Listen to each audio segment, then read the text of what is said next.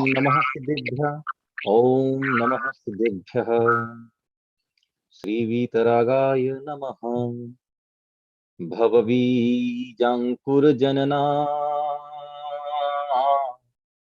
रागाद्याक्षयमुपगता यश्च ब्रह्मा वा विष्णुर्वा हरो जिनो वा नमस्तस्यै नमस्तस्यै नमस्तस्यै। जो विद्यादि सागर शुद्धि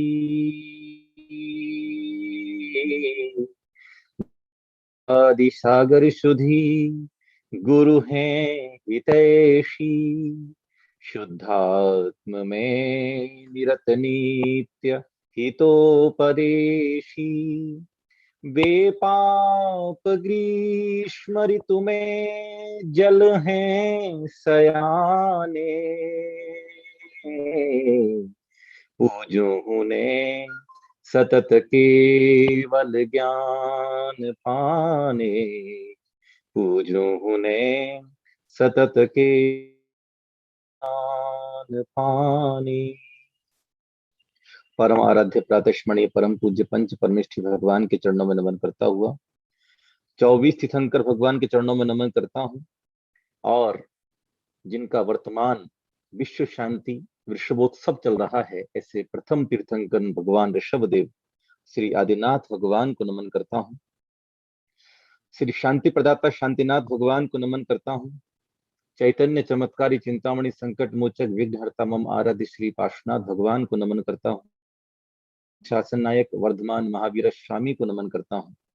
महाविद्य क्षेत्र में विराजमान श्री सीमंदर स्वामी को नमन करता हूं और जिन्होंने अपने जीवन के 75 वर्ष संयम और साधना को समर्पित कर दिए हैं और वर्तमान में जिनका अमृतोत्सव चल रहा है ऐसे परम पूज्य गणधराचार्य श्री कुंथ सागर जी महाराज को नमन करता हूं। मेरे दीक्षा प्रदाता गुरुदेव परम पूज्य आचार्य श्री विद्याभूषण सन्मति सागर जी महाराज को नमन करता हूं और जिन्होंने हर घर को मंदिर बना दिया, कोरोना महामारी के इस वैश्विक संकट काल में भी जिन्होंने घर घर में उत्सव करवाए हैं ऐसे गुप्ती त्रय से विभूषित परम पूज्य प्रज्ञा योगी आचार्य श्री गुप्ती नंदी जी गुरुदेव को भी नमन करता हूं। आर्य का श्री आस्था श्री माता जी को नमन करता हुआ आज की ये मंगल सभा जिसका मुख्य विषय है कि कैसे हम बीमारियों से बचें, कैसे हम अपने जीवन को सुरक्षित रख सकते हैं। निश्चित रूप से वर्तमान में कोरोना महामारी का जो वैश्विक संकट फैल रहा है और रोजाना कुछ ना कुछ नई नई बीमारियां पैदा हो रही हैं।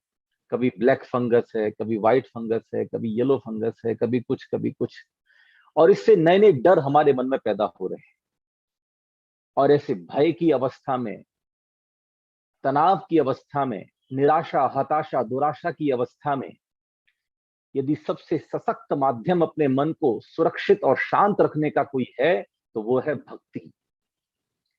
प्रभु की भक्ति हमारे अंतरंग को, हमारे मन को, हमारी चेतना को सशक्त बनाती है और इस चेतना के सशक्तिकरण का जो सबसे बड़ा कार्य कर रहे हैं वे हैं प्रज्ञा श्रमण आचार्य श्री गुप्ती नंदी जी महाराज, जिन्होंने पिछले जब भगवान महावीर स्वामी का जन्म कल्याणक चल रहा था तब भगवान महावीर स्वामी का उत्सव मनाया।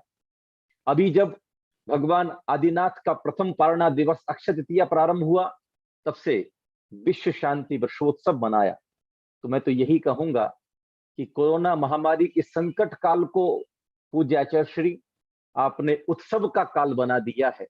मैं देख रहा था हर घर में जिस तरह से मंगलाचार हो रहे हैं, भगवान का अभिषेक, भगवान की शांति धारा, रोजाना शांतिनाथ विधान चल रहे हैं, रोजाना नई नई पूजाएं करके हम अपने मन को भक्ति से जोड़ रहे हैं, प्रभु भक्ति से जोड़ रहे हैं।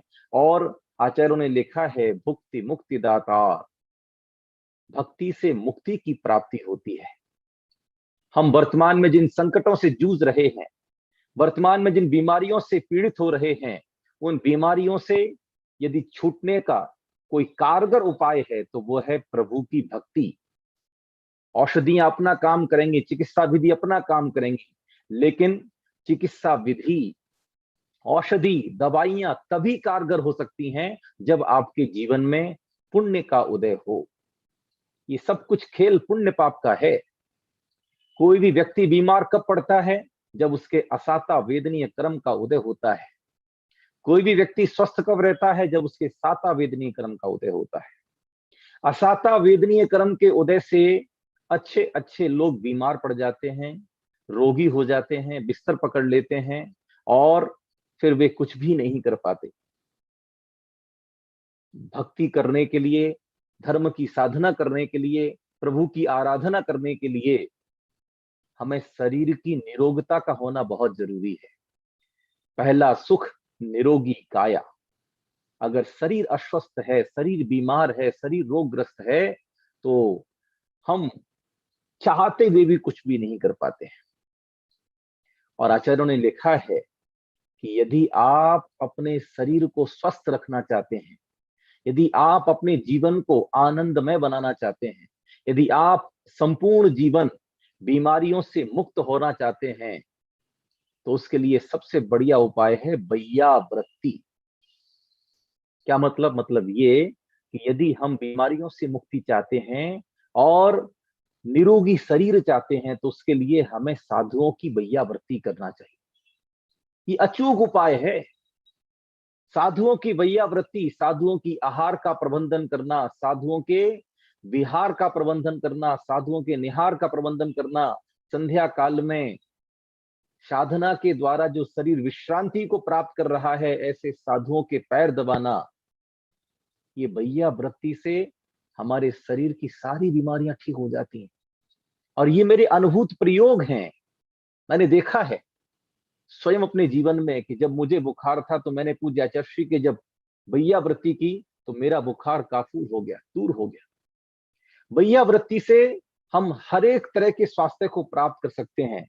मानसिक स्वास्थ्य हो, शारीरिक स्वास्थ्य हो, आध्यात्मिक स्वास्थ्य हो।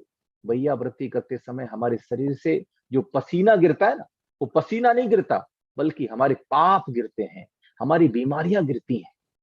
इसलिए अभी तो खैर कोरोना का काल चल रहा है, अभी तो सोशल डिस्टेंसिंग चल रही है, अभी तो हम किसी को टच नहीं कर सकते, हमें दूर से ही सारे काम करने हैं। लेकिन दूर से भी हम अच्छी भावना रखें, सद्भावना रखें, क्योंकि कोई भी बीमारी कुटिल मन में पैदा होती है। जिनके मन शांत हैं, स्वस्थ हैं, शुद्ध हैं, सहज हैं, सकारात्मक हैं, उनके मन में कोई बीमारी पैदा नहीं हो सकती, उनके तन में कोई बीमारी पैदा नहीं हो सकती।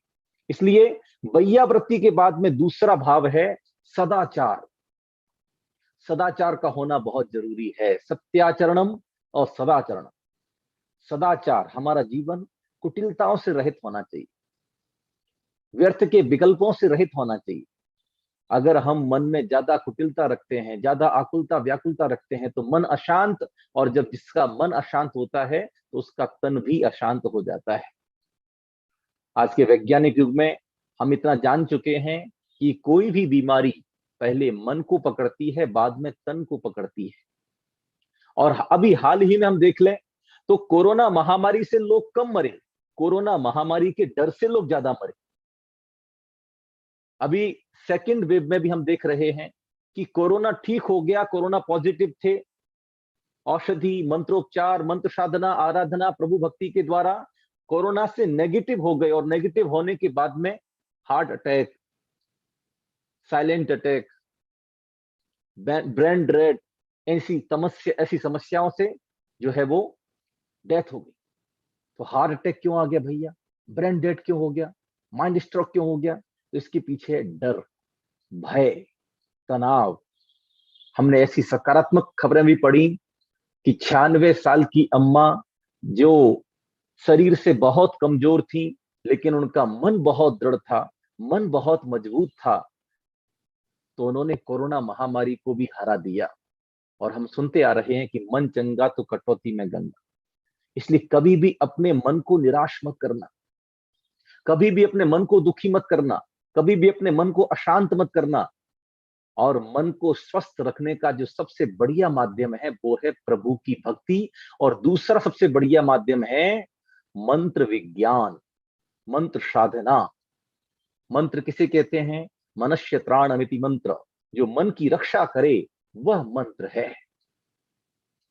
जो मन की रक्षा करता है वह मंत्र है। और मन को साधने का कोई उपाय है तो वो मंत्र साधना है। और परम पूज्य गणधराचार्य श्री कुंत सागर जी महाराज के द्वारा लिखित लघु विद्यानुवाद, पूज्य आचार्य श्री गुप्तीनंदी जी महाराज के द्वारा लिखित अन्य बहुत सारी पुस्तकें बहुत सरल भाषा में पूज्य आचार्य श्री गुप्तीनंदी जी महाराज ने जो विधान लिखे हैं, जो पूजाएं लिखी हैं, वो भाव विभोर कर देती हैं। अभी जब हमारा साधना काल चल रहा था नवरात्रि में, तो हम रोजाना जब श्री पार्श्वनाथ भगवान की आराधना करते थे तो आचार्य श्री के द्वारा लिखित पूजा ही करते थे। और बहुत भाव विभोर करने वाली पूजा है कि लोकत्रय में जहां जहां भी श्री पार्श्वनाथ भगवान के मंदिर हैं, चैत्यालय हैं, जिनालय हैं, वहां वहां पर श्री पार्श्वनाथ भगवान की मूर्ति विराजमान, उन सभी के लिए अक्षरवा दिया। पूरब के श्री पार्श्वनाथ, पश्चिम के श्री पार्श्वनाथ, उत्तर के श्री पार्श्वनाथ, दक्षिण के श्री पार्श्वनाथ, कहीं भी कोई दिशा नहीं छोड़ी। तो ऐसे जब हम किसी भी भक्ति के कार्य से जुड़ते हैं, किसी भी मंत्रानुष्ठान के कार्य से जुड़ते हैं, इससे हमारा मन सशक्त बनता है, मन स्ट्रांग बनता है। मन को स्ट्रांग बनाने के लिए एलोपैथी में कोई दवाई नहीं है, वर्तमान की वैज्ञानिक चिकित्सा पद्धतियों में कोई मेडिसिन नहीं है, ये ध्यान रखना। और मैं ये कहूं कि अभी बहुत सारे विवाद चल रहे हैं, अभी आयुर्वेदिक वर्सेस एलोपैथी, ऐसा विवाद चल रहा है देश भर में। हम लोग तरह तरह की दवाइयां खा करके भी स्वस्थ नहीं हो पा रहे हैं, तरह तरह के इंजेक्शन लगवाने के बाद भी स्वस्थ नहीं हो पा रहे हैं, और तरह तरह की दवाइयां खाने के पश्चात भी बीमारी जब दूर नहीं हो रही है तो फिर बहुत सारी भी दवाइयों पर रोक लगाई जा रही है। तो वर्तमान का जो वैज्ञानिक युग है ये उतना ज्यादा परफेक्ट नहीं है जितना ज्यादा परफेक्ट हमारे भगवान महावीर स्वामी का विज्ञान है, क्योंकि उनके कैवल्य ज्ञान में सालोका नाम त्रिलोका नाम यदि विद्या दर्पणायते, उनके कैवल्य ज्ञान में सब कुछ दिखाई पड़ रहा है, अणु मात्र दिखाई पड़ रहा है, आज का भी दिखाई पड़ रहा है, जो कल हो चुका है वो भी दिखाई पड़ रहा है, जो कल होगा वो भी दिखाई पड़ रहा है। और भगवान महावीर स्वामी की देशना में, तीर्थंकर देशना में, अरहंत देशना में जो हमें प्राप्त हुआ वो यही कि भैया बीमारियों से मुक्त रहना है तो पापों से मुक्त रहो, क्योंकि असाता वेदनीय कर्म पाप कर्म है। और यदि असाता वेदनीय कर्म की निर्जरा करनी है, कर्मों की निर्जरा करनी है, तो आचार्य उमा स्वामी महाराज के चरणों में चल करके बैठे और वे कहते हैं तपसा निर्जरा च, तपस्या से निर्जरा होती है। जो तपन करता है उसका कभी पतन नहीं होता, जो तपता है वो कभी गिरता नहीं है। सोने को भी अपनी अशुद्धि दूर करने के लिए 16 प्रकार की अग्नियों में तपना पड़ता है। इसलिए हमारे आचार्यों ने हमें तप करना सिखाया। 12 तपों की जो बात कही है, 6 प्रकार के अंतरंग तप, 6 प्रकार के बहिरंग तप, और जो व्यक्ति ये 12 तपों की साधना करता है, मैं ये दावा करता हूं कि वो व्यक्ति कभी अस्वस्थ नहीं होगा, कभी बीमार नहीं होगा। रस परित्याग की साधना कितनी वैज्ञानिक है, और आज उससे डॉक्टर प्रमाणित कर रहे हैं कि हाँ भैया सप्ताह में एक दिन नमक नहीं खाना चाहिए, इससे आपका बीपी कंट्रोल में रहना चाहिए। ये बात हमारे आचार्यों ने कितने साल पहले कह दी थी कि भैया रविवार को नमक मत खाइए, रविवार को नमक न खाने से आपका बीपी भी कंट्रोल में रहता है, आपका हार्ट, आपका हृदय सुरक्षित रहता है, तो वहीं आपका सूर्य भी सकारात्मक ऊर्जा प्रदान करता है। जिनके कुंडली में सूर्य ग्रह अशुभ है, जिनका मान सम्मान नहीं फैल रहा है, यश कीर्ति नहीं फैल रही है, रविवार का नमक क्या त्याग करके देखो। एक दिन मीठा मत खाइए, इससे आपकी डायबिटीज कंट्रोल में रहेगी। एक दिन हरी मत खाइए, एक दिन ये मत खाइए। तो ये जो रस परित्याग की जो साधना है, तेल का त्याग, घी का त्याग, दही का त्याग, दूध का त्याग, नमक का त्याग, मीठे का त्याग, इससे केवल रसना इंद्रिय विजय प्राप्त नहीं होती, बल्कि सुस्वास्थ्य की साधना है कि कैसे हमारा जीवन निरोगी रहे। आचार्यों ने कहा कि प्रोषद करना चाहिए, 15 दिनों में कम से कम 2 बार उपवास करना चाहिए, 1 महीने में कम से कम 4 उपवास करना चाहिए।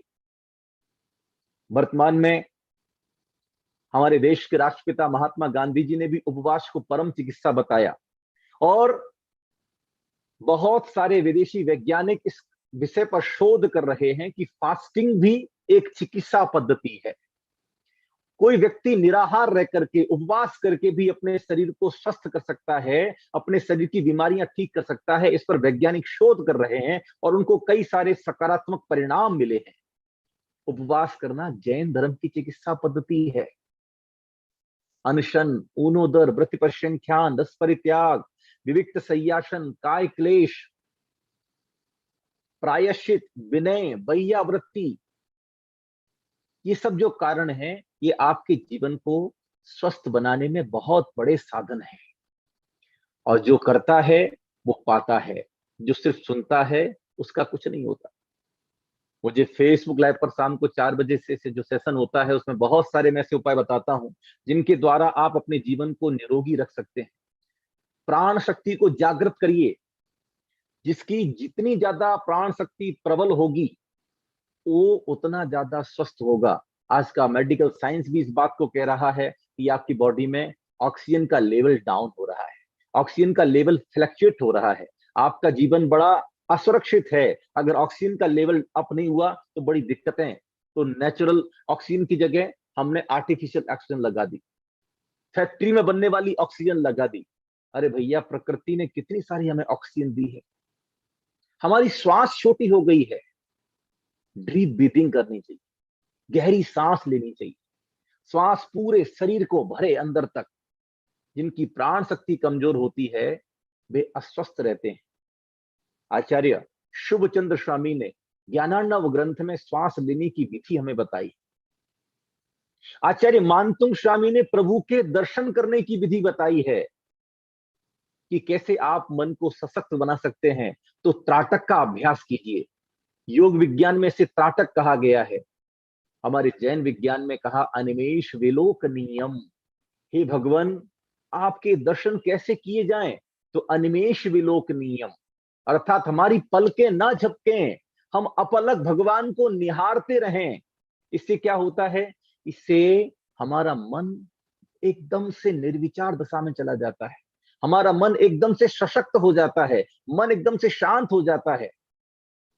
ये सारे के सारे उपाय जो आज जिन पे वैज्ञानिक शोध कर रहे हैं, ये हजारों साल पहले हमारे तीर्थंकरों ने हमें प्रदान किए हैं। और मंत्र विज्ञान तो अनादिकालीन मंत्र विज्ञान है।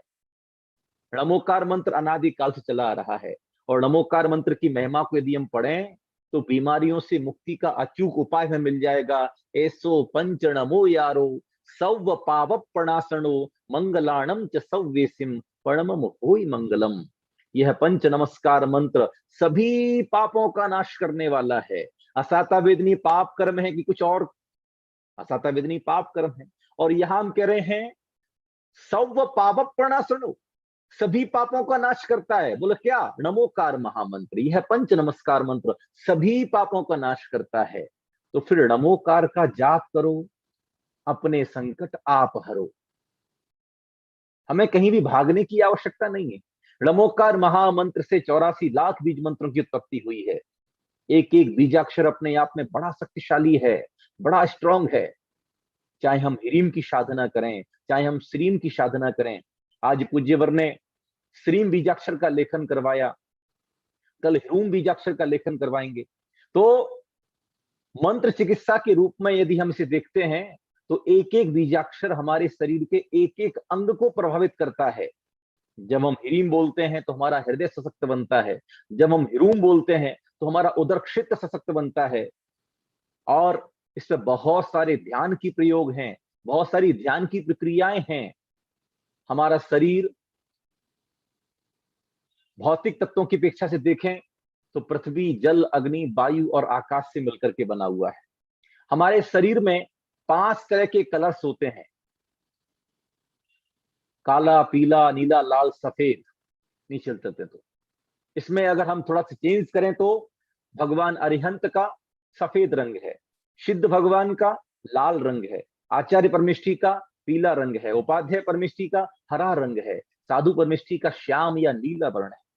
ये 5 कलर यदि हमारे शरीर में डिसबैलेंस हो जाते हैं तो हमारा शरीर अस्वस्थ हो जाता है। प्राकृतिक चिकित्सा में सूर्य तप्त चिकित्सा की जाती है, अर्थात जो रंग आपके शरीर में कमजोर हो गया है, ये बीमारी का लक्षण देख के बताया जाता है कि आपके शरीर में ये बीमारी है, तो आपके शरीर में ये वाला कलर कम हो गया है, क्या करना चाहिए? तो प्राकृतिक चिकित्सा में उस कलर की बोतल में पानी भर करके और सूर्य की रोशनी में रख देते हैं। 7 दिन तक उसे रखा रहने देते हैं सूर्य की रोशनी में, और सूर्य तप्त से वो पानी कलर से युक्त हो जाता है।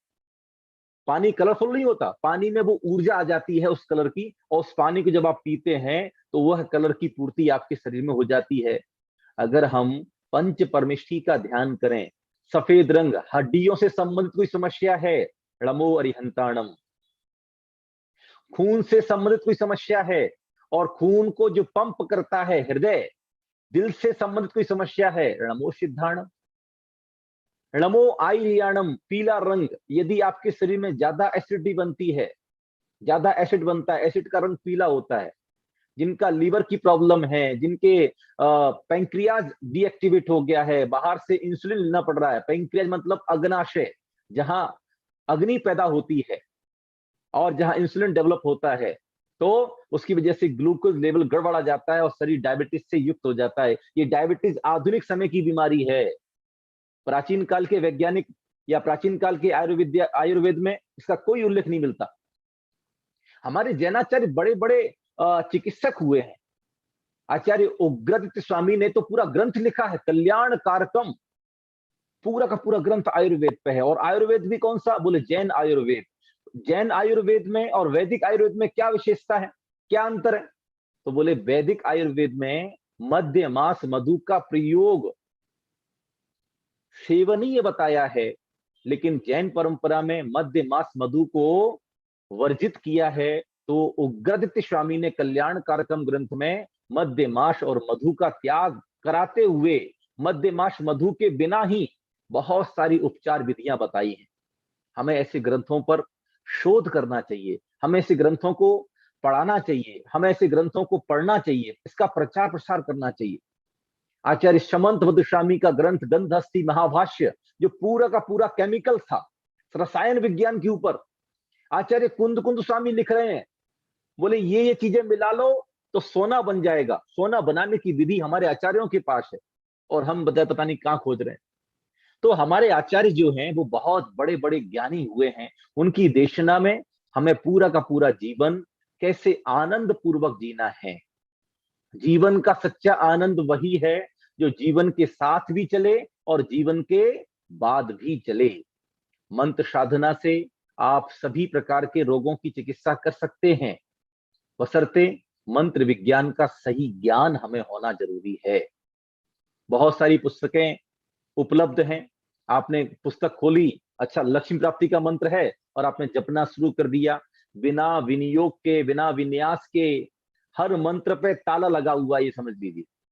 और गुरु मुख से जो मंत्र प्राप्त होता है वही मंत्र सिद्धिदायक होता है। अपने आप जो मंत्र आप किताब में से ले लिया, कहीं से भी ले लिया और आपने जपना शुरू कर दिया, फिर मंत्र का कोई भी परफेक्ट इंपैक्ट आपको नहीं मिल पाता है, कोई फल नहीं मिल पाता, तो आप कहते हैं सब बेकार है। और अनास्था का भाव अपने मन में पैदा हो जाता है, निराशा का भाव मन पैदा हो जाता है, ये मंत्र कोई काम नहीं करते, ऐसा कहना आप शुरू कर देते हैं। तो ऐसे नकारात्मक विचार मन में लाने से पहले हमें अपनी साधना पर दृष्टिपात करना चाहिए। हमने मंत्र साधना कैसे शुरू की, मंत्र की आराधना कैसे शुरू की, उस विधि पर हमें दृष्टिपात करना चाहिए। बिना विधि के तो घर में भोजन भी नहीं बनता है और आप मंत्र साधना की बात कर रहे हैं। यदि विधि सही नहीं है तो भोजन अच्छा नहीं बनेगा, यह ध्यान रखना। ऐसे ही मंत्र साधना की विधि यदि गुरु मुख से आपने प्राप्त नहीं की है तो आपकी मंत्र सिद्धि भी नहीं होगी। हमारे तो जैन सिद्धांत की शुरुआत पूज्य आचार्य श्री गुप्तीनंद जी महाराज अब आगामी समय में ज्ञान उत्सव शुरू कर रहे हैं।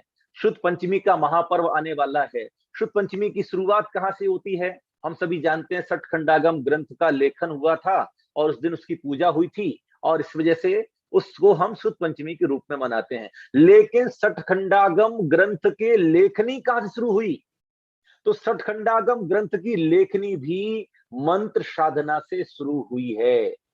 आचार्य दर्शन स्वामी ने आचार्य पुष्पदंत को और आचार्य भूतबली को 2 मंत्र दिए, एक में एक अक्षर कम था, एक में एक अक्षर अधिक था। दोनों शिष्यों ने साधना की, परीक्षा के लिए मंत्र साधना दी थी। दोनों ने जब साधना की तो एक मंत्र की साधना के प्रभाव से एक देवी प्रकट हुई जिसके दांत बाहर निकले हुए थे, दूसरी देवी प्रकट हुई जिसकी एक आंख नहीं थी, एकाक्षी थी वो। दोनों मुनिवरों ने ध्यान लगाया, बोले ऐसा तो नहीं है, मंत्र साधना से तो जो देवियां प्रकट होती हैं वो स्वरूप होती हैं, सौंदर्य से युक्त होती हैं, ये देवियां ऐसी कुरूप प्रकट हुई हैं, अर्थात मंत्र में कहीं ना कोई गड़बड़ है। उन्होंने मंत्र को चेक किया, जिसमें अक्षर कम था उसमें अक्षर पूरा किया, जिसमें अक्षर अधिक था उसमें अक्षर कम किया, और फिर द्वारा जब मंत्र की साधना की तो फिर स्वरूप सौंदर्यपूर्ण देवियां प्रकट हुई, मंत्र की सिद्धि हुई।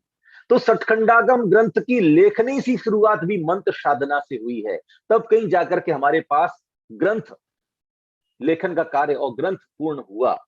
तो भैया अनादिकालीन चिकित्सा पद्धति मंत्र विज्ञान है।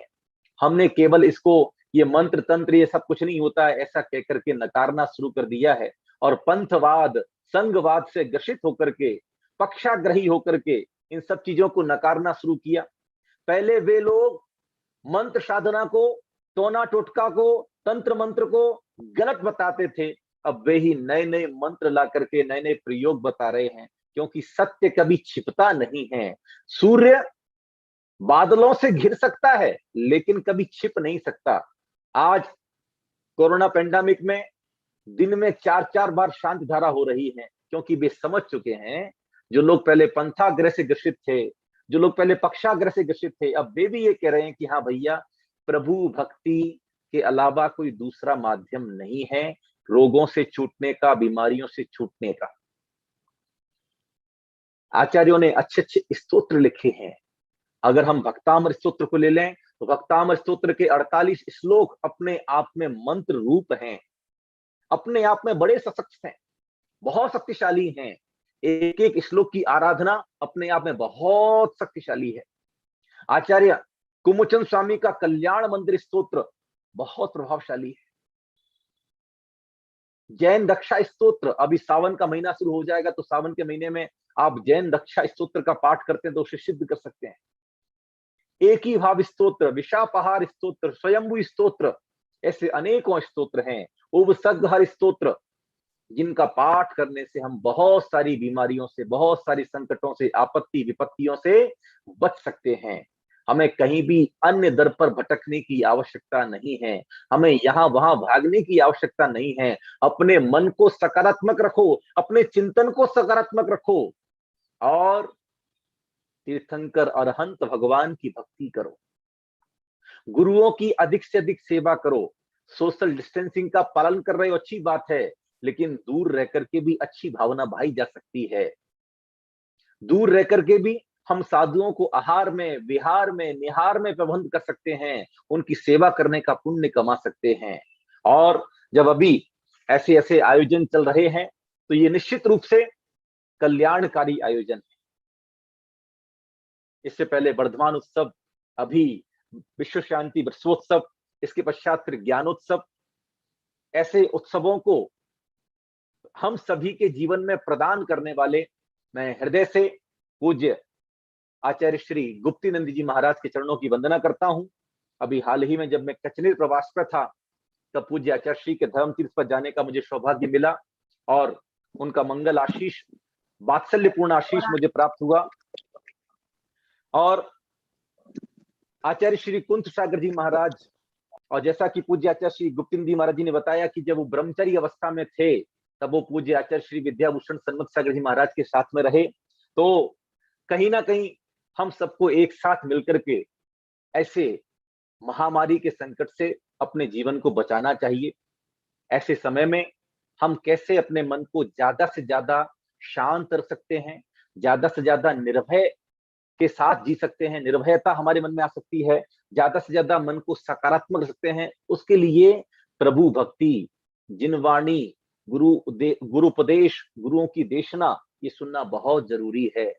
और सबसे बड़ी बात तो ये है कि पूज्य आचार्य श्री गुप्तीनंद जी महाराज ने जब सारे के सारे मंदिर बंद हो गए तो ये जूम मीटिंग के द्वारा हर घर को मंदिर बना दिया। मैं भी लाइव देख रहा था, हर घर में सभी लोग अपने अपने पूजा की थाली लेके बैठे हुए हैं और माता जी पूजा के पद बोल रही हैं, मंत्र बोल रही हैं, और सभी लोग अपने अपने घर पे बैठ के पूजा कर रहे हैं। ये है हमारी आस्था, ये है हमारी भक्ति, कि आप भले सक मंदिर बंद करवा दीजिए, लॉकडाउन लगवा दीजिए, लेकिन हम भगवान की पूजा करना नहीं छोड़ेंगे।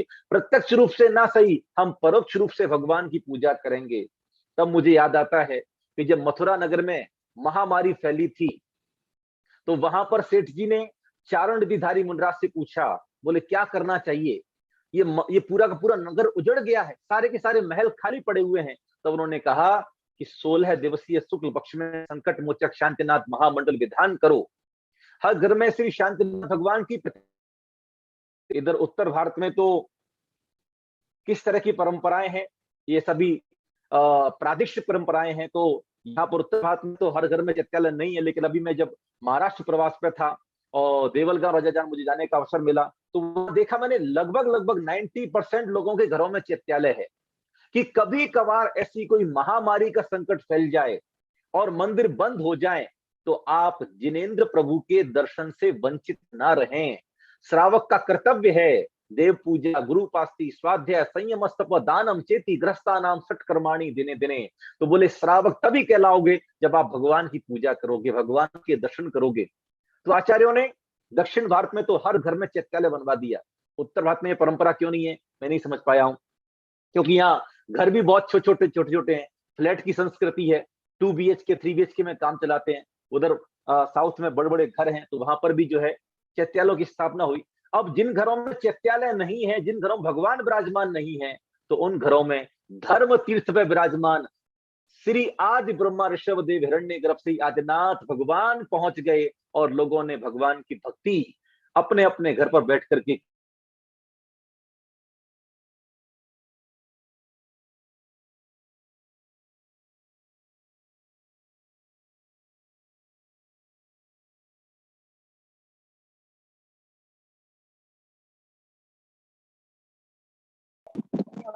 क्या सभी को आवाज नहीं आ रही मिंटी भैया? जी जी गुरुदेव। नमस्ते गुरुदेव जी। हमारे बीच शुल्लक शेख भूषण जी बहुत अच्छा विषय यहाँ लेकर आए थे, और हमारे बीच में है, थोड़ी कनेक्टिविटी का इशू है, इस कारण से थोड़ी दिक्कत अपने को आ रही है। आज जो भूषण जी ने कहा कि भगवंत तो बहुत हैं, पर भगवान पार्श्वनाथ की बात ही कुछ और है। दुनिया में क्षेत्र अनेकों हैं, पर सम्मेश्वर क्षेत्र की बात ही कुछ और है।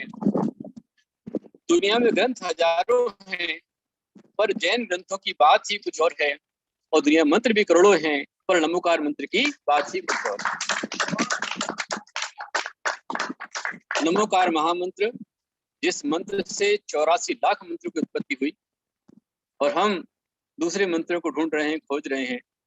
आज जहां नमोकार मंत्र है होने के बाद भी जैन लोग यदि मृत्यु से ग्रस्त हो रहे हैं, तो निश्चित रूप में कहीं ना कहीं हमारी श्रद्धा की कमी पड़ रही है। जहाँ श्रद्धा कम पड़ती है वहां मंत्र काम नहीं करता है। अभी शुल्लक जी ने मथुरा का उदाहरण दिया और विस्मय व्यक्त किया कि दक्षिण भारत में, महाराष्ट्र में, कर्नाटक में प्राय करके अधिक लोगों के घर को गृह चैत्यालय हैं, पर उत्तर भारत में क्यों नहीं है? उसके पीछे कारण परंपराओं का विच्छेद होना है। जब मुगलों का शासन हुआ, मुगल आए और मुगलों ने, उन विदेशियों ने मंदिरों को तोड़ना शुरू किया, मूर्तियों को तोड़ना शुरू किया, मुनियों को उपसर्ग किए, तब वहां पर जाकर के ये संस्कृति का लोप हुआ। वैसे ही यदि आप पद्म पुराण ग्रंथ पढ़ते हैं, आदि पुराण ग्रंथ पढ़ते हैं, तो ग्रंथ पद्म पुराण में आता है कि जिस समय स्वयं रावण जो प्रतिनारायण था, लंका से जब यहाँ पर आया, तब यहाँ नर्मदा नदी किनारे ओंकारेश्वर के पास में, ओंकारेश्वर जो है बड़वा के पास ओंकारेश्वर है, तो वहां नदी किनारे उसका एक राजा सहस्त्र से युद्ध हुआ। किसके लिए हुआ? क्योंकि वह प्रतिनारायण यहाँ पर आया था रावण, और अपने साथ में गृह चैत्यालय लेकर के आया था। उसके साथ में रत्नों की मूर्तियां थी, चैत्यालय था, भगवान का अभिषेक कर रहा था, और वहीं पास में ओंकारेश्वर का राजा, महेश्वर का राजा सहस्त्र रश्मि, वह सहस्त्र रश्मि फव्वारे लगा करके नर्मदा के पानी के द्वारा वो स्नान कर रहा था, और उसके स्नान का जल यहाँ पर जब प्रतिमाओं के पास में आया तो रावण अपनी प्रतिमा का अभिनय देख करके युद्ध करने चल पड़ा। तो शुल्लक जी, हमारी पहले संस्कृति में सभी लोग अपने साथ में गृह चैत्यालय रखते थे। राजा हो, महाराजा हो, सेठ हो, नगर प्रवेश, सबके पास गृह चैत्यालय होते थे। वे अपने घर में कमल के रूप में चैत्यालय रखते थे। स्वयं हमारे उत्तर भारत के आगरा के बनारसी दास पंडित जी जिस समय अकबर के दरबार में जाते थे तो अपनी अंगूठी में जिन प्रतिमा लेकर जाते थे और इस तरह से प्रतिमा को नमस्कार करके आगे बढ़ते थे। तो पहले हमारी संस्कृति में उत्तर, पूर्व, दक्षिण, पश्चिम सब जगह पर गृह चैत्यालय की परंपराएं थी। मैं जब मूल बद्री में जाता हूँ तो मूल बद्री बहुत सारे मंदिरों में देखता हूँ कि वहां पर गृह चैत्यालय की मूर्तियां मंदिर में आ गई। मैं देवलपुर राजा में पहुंचता हूँ, मैं गेवराई में पहुंचता हूँ तो वहां देखता हूँ कि गेवराई के अंदर भी पहले गृह चैत्यालय थे, परंतु कुछ हमारे विद्वान आए, पंडित आए, साधु आए, उन्हें गृह चैत्यालय घर से निकालो, अब ले जाकर इसको वहां रख दो मंदिर में, और लोगों ने गृह चैत्यालय निकालना शुरू कर दिया। परेशानियां शुरू हो गई। मैं शुल्लक जी आपको बता रहा हूँ कि गृह चैत्यालय की परंपरा हमारी प्राचीन परंपरा है, सनातन परंपरा है, और सभी घरों में पहले गृह चैत्यालय हुआ करते थे। इसलिए आज भी कतिपय घरों में, उत्तर भारत के अंदर भी, मध्य भारत में भी, राजस्थान में भी कई कई जगहों पर गृह चैत्यालय हैं। सब जगह नहीं है, ऐसा नहीं है, लेकिन प्रमाद, आलस्य ये भरा हुआ है, धर्म भरा हुआ है, कमजोरी भरी हुई है। हमें आज भगवान की भक्ति करना जो है वो बोझ लगता है, समय का वेस्टेज लगता है, इसलिए हम लोगों ने मंदिरों को घर से निकाल दिया। इसलिए आज हम बेघर हो रहे हैं, अनाथ हो रहे हैं। और जिन घरों में गृह चैत्यालय हैं, अभिषेक कर रहे हैं, भक्ति के साथ, विधि के साथ पूजन कर रहे हैं, मंत्र आराधना करें, वो भी आज सुरक्षित। बहुत ही अच्छे विषय शुल्लक योगभूषण जी ने यहाँ पर लिए। मैं आपको कहना चाहूंगा कि आप जितना देंगे उतना मिलेगा। एक बहुत सुंदर घटना मेरे समक्ष है। एक अच्छा सज्जन व्यक्ति मृत्यु को प्राप्त हो गया। बहुत अच्छा व्यक्ति था, सज्जन था, मृत्यु को प्राप्त हुआ और उसकी अंतिम यात्रा जा रही थी। समाज के लोग थे, उसके बेटे थे, अर्थी लेकर के चल पड़े। इतने वो दौड़ करके भाग करके आया और अर्थी के पैर पकड़ लिए और कहा कि मुझे इससे 15 लाख रुपए लेने हैं। यदि ये मर जाएगा, ये मर तो चुका है, परंतु जला दोगे तो मुझे क्या मिलेगा, इसलिए जब तक कोई मुझे 15 लाख रुपए नहीं देगा तब तक मैं इसको जलाने नहीं दूंगा। पैर पकड़ के बैठ गया। बेटों ने कहा कि बाबा ने हमसे तो कुछ कहा नहीं ऐसा कि कुछ देना है, जब उन्होंने नहीं कहा तो हम क्यों दें। बेटे नकार गए, और जब बेटों ने मना कर दिया तो समाज के लोगों ने कहा जब उनके बेटे देने को तैयार नहीं तो हम क्यों देंगे। अर्थी पड़ी हुई है, लोग खड़े हुए हैं, चर्चा हो रही है, विवाद हो रहा है। बात महिलाओं के अंदर पहुंची और महिलाओं में से जब बेटी को पता चला कि मेरे पापा की लाश रोक दी गई है, तुरंत बेटी वहां पर आई और आकर के उसने हाथ की चूड़ियां, अंगूठियां, चैन वगैरह जो भी सोने का आइटम था सब कुछ दे दिया। कहा बाबा मेरे पापा ने यदि आपसे लिए थे तो ये मेरी ओर से आप ले लीजिए, आप कृपा करके भगवान के लिए मेरे पापा को छोड़ दीजिए, मैं अपनी जान दे दूंगी परंतु पापा के ऊपर कर्जा नहीं लेने दूंगी, आपका सब कर्जा चुका दूंगी। ऐसा सारा का सारा वो देने को तैयार हो गई। तब वह व्यक्ति खड़ा हुआ और खड़े होकर उसने कहा कि बेटी मैं अब तुम्हें स्पष्ट कहता हूं कि जिनकी ये अर्थी जा रही है वो मेरे कर्जदार नहीं है, बल्कि मैंने इनसे 51 लाख रुपए लिए थे और मुझे 51 लाख रुपए इनके वारिस को देना था। कौन इनका वारिस है, कौन इनका उत्तराधिकारी है, इसके लिए मैंने यहाँ पर ये स्वांग रचा था। तो मुझे पता चला कि इनके वारिस बेटे नहीं बल्कि ये बेटी है। उस व्यक्ति ने 51 लाख रुपए उस बेटी के हाथ में थमा दिए और यात्रा सुगमता से चली गई। तो महान भावों, कहने का तात्पर्य है कि पाने के लिए पहले देना पड़ता, लगाना पड़ता है। बेटी ने अपना सब कुछ लगा दिया तो बहुत कुछ पा लिया, और गणित लगाने वाले बैठे के बैठे रह गए। तो यहाँ नमोकार महामंत्र बहुत बड़ी ताकत है, जिन भक्ति में बहुत बड़ी ताकत है, जिन आराधना बहुत बड़ी ताकत है, लेकिन वहां आपको अपनी श्रद्धा लगानी होगी। आप श्रद्धा लगाइए, आपका समर्पण कीजिए, आपकी श्रद्धा निष्ठा लगाइए, आपको सब कुछ मिलेगा। एक महामंत्र से आपके सब संकट दूर हो सकते हैं। इसलिए आज जब ग्रहण आया है तो मैंने सोचा है कि आज शाम को हम इस तरह का अनुष्ठान करें। मात्र 3 नींबू लेकर आपको आना है और घर पर श्री बना करके रखना है। हरिमूंग का श्री होगा, भक्तांबर की आप 48 काव्य के श्लोक लगाएंगे और वो 3 नींबू के माध्यम से आज ग्रहण काल आपका टाला जाएगा। आपके जीवन में संकट ग्रहण ना आए, बाधा ना आए, पीड़ा ना आए। हालांकि ये सब छोटे छोटे, सबसे बड़ा रहस्य यदि है, सबसे बड़ा यदि आपके अनमोल खजाना है तो नमोकार महामंत्र है। और उससे ही बड़ा खजाना वीतराग दिगंबर मुद्रा के दर्शन। यदि आप श्रद्धा से दिगंबर गुरु के दर्शन कर लेते हैं तो दर्शन करने वाले अनादिकाल की परंपराएं, जितने गुरु के दर्शन किए वे संसारी से श्रावक बन गए, श्रावक से संत बन गए, संत से अरहंत बन गए। तो योग आपके लिए आया हुआ है। योग भूषण जी हमारे बीच में आए हुए हैं, ये योग लेकर के आए हुए हैं। धर्म योग फाउंडेशन है। मैं सारे पदाधिकारियों को, धर्म योग के जितने भी सदस्य हैं उनको बहुत सारा आशीर्वाद देता हूँ। चुल्लक जी के लिए मेरा बहुत सारा आशीर्वाद। बहुत सुलझे हुए व्यक्तित्व के धनी हैं, सुलझे हुए उनके विचार हैं। आर्ष परंपरा के लिए उन्होंने खुलकर कहा है, चैत्यालय की बात खुलकर उन्होंने अनुमोदन किया है। और इसीलिए चुल्लक जी, मैंने आह्वान किया पूरे समाज को कि आज वक्त आ गया है कि पुनः हम पद्म पुराण में रवि श्रीनाचार्य की वाणी पर श्रद्धान करते हुए अपने अपने घरों में अब गृह चैत्यालय बना लें। कोरोना की 3rd लहर शुरू हो चुकी है और फंगस 3 रूप में आ रहा है। कहीं ब्लैक फंगस है, कहीं येलो फंगस है, कहीं व्हाइट फंगस है। इन फंगस को मिटाने के लिए निसर्गोपचार आपका चलेगा। और ये थोड़ा सा टेलर आपको चुल्लक जी ने दिया कि नमो अरिहंताणम का ध्यान हड्डियों को ठीक करेगा, नमो सिद्धाणम का ध्यान आपके ब्लड शुगर में बनाएगा, नमो आयरियणम का ध्यान आपकी लीवर, जॉइंटिस, उदर पीड़ा को आपको दूर करेगा, नमो ओवोझैणम का ध्यान आपकी बुद्धि को बढ़ाएगा, आपके रक्त को शुद्ध करेगा, आपकी चिंतन शक्ति को बढ़ाएगा। और नमो लोहे सवसाणम का ध्यान आपके संपूर्ण पाप का विशेष करके नाश करेगा। ऐसा विशेष फल और भी बहुत सारी चीजें आपको जानने देखने मिलेंगी। तो आप सभी इस अनुष्ठान में शामिल हो। आगे 1 जून से हम शुरू करें ज्ञानोत्सव, और ज्ञानोत्सव की एक महा आगाज होगा 4 जून से लेकर 13 जून में। हमारे देश के बड़े बड़े मूर्धन्य आचार्य, प्रसिद्ध आचार्य सभी की स्वीकृतियां आ चुकी हैं, वे सभी आपको पढ़ाएंगे। उसमें एक ट्रेलर आपको चुल्लक जी का देखा है। कल अनुभव सागर जी हमारे बीच में आएंगे, कोई आपको अपना ज्ञान देंगे। मैं चुल्लक जी को बहुत सारा आशीर्वाद दूंगा। हमारे योग भूषण जी बहुत ही अच्छे साधक हैं।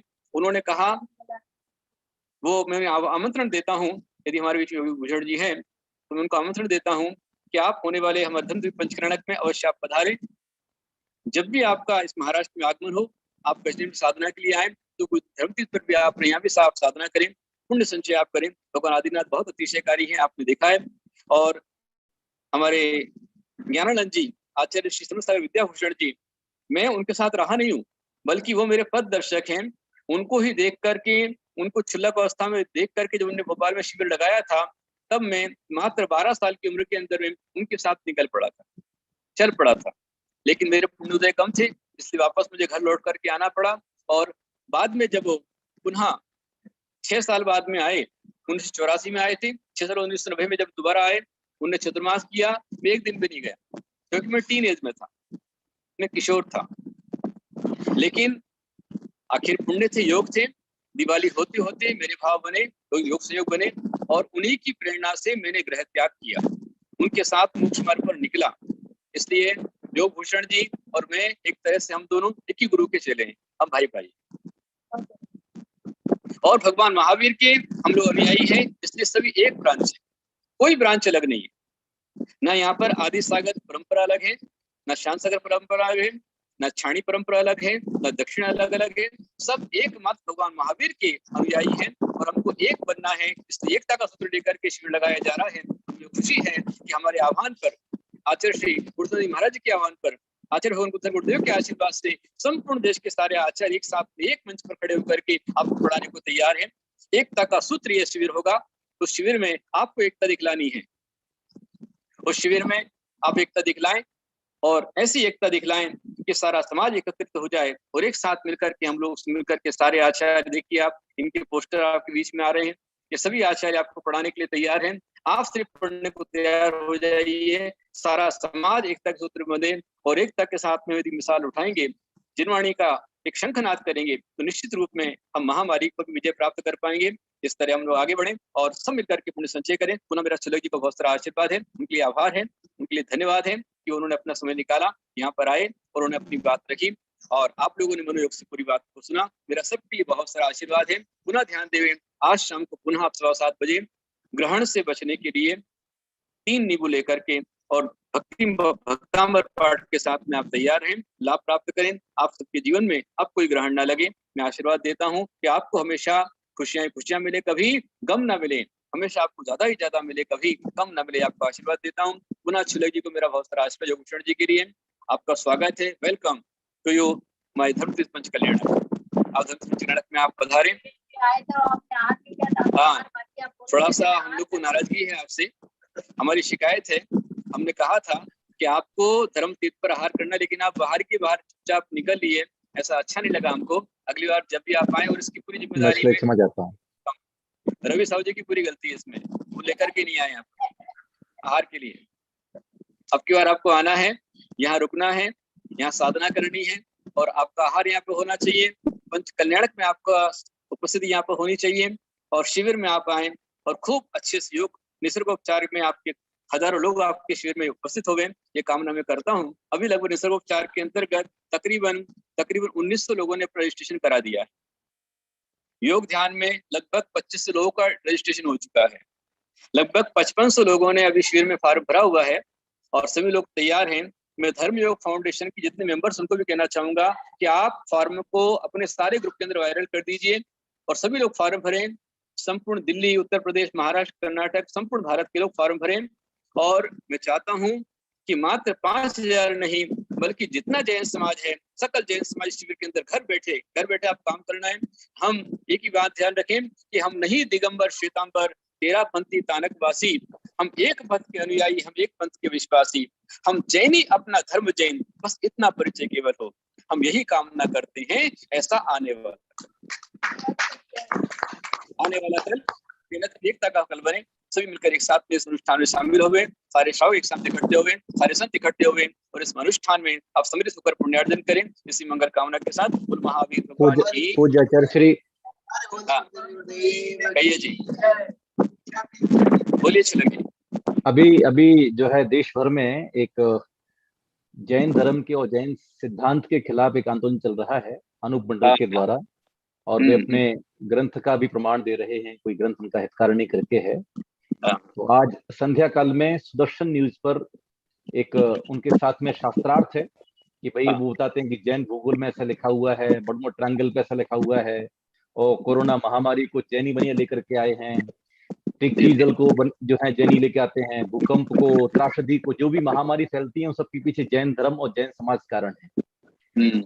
तो इसके लिए भी हम सबको एकजुट होना चाहिए। दिगंबर, श्वेतांबर, स्थानकवासी, मूर्ति पूजक सब एक साथ होकर के, और इस अनूप मंडल नामक जो जैन धर्म विरोधी संस्था है, जैन धर्म विरोधी मंडल है, उसके खिलाफ हमें आवाज उठानी चाहिए। तो जो भी लोग जिस तरह के भी प्रोफेशन जुड़े हुए हैं, वकील हैं, तो वो FIR करें, कानूनी प्रक्रिया निभाएं, क्योंकि ये धर्म विरोधी आंदोलन चला रहे हैं और सोशल मीडिया उसे वायरल कर रहे हैं, जिसकी वजह से जो है जैन धर्म के प्रति लोगों की भावना खराब हो रही है, दूषित हो रही है। तो इस सुदर्शन न्यूज पर सुरेश चौहान के साथ जो है कल एक प्रोग्राम भी किया था, आज फिर से एक प्रोग्राम है, इस पर वो अपने प्रमाण देंगे और हम यहाँ से जैन धर्म के प्रमाण देंगे। क्योंकि समझ नहीं सकते तो उनकी जो अध्यक्ष हैं अजित प्रजापति जी, वो आज जुड़ेंगे लाइव में।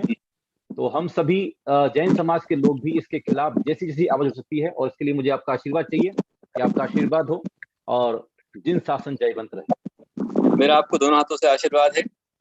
जैनम जयतु शासनम, जिन शासन जयवंत हो, धर्म प्रभावना आप निरंतर करते रहे। आपको मेरा जितना भी सहयोग चाहिए मैं आपके लिए तैयार हूँ।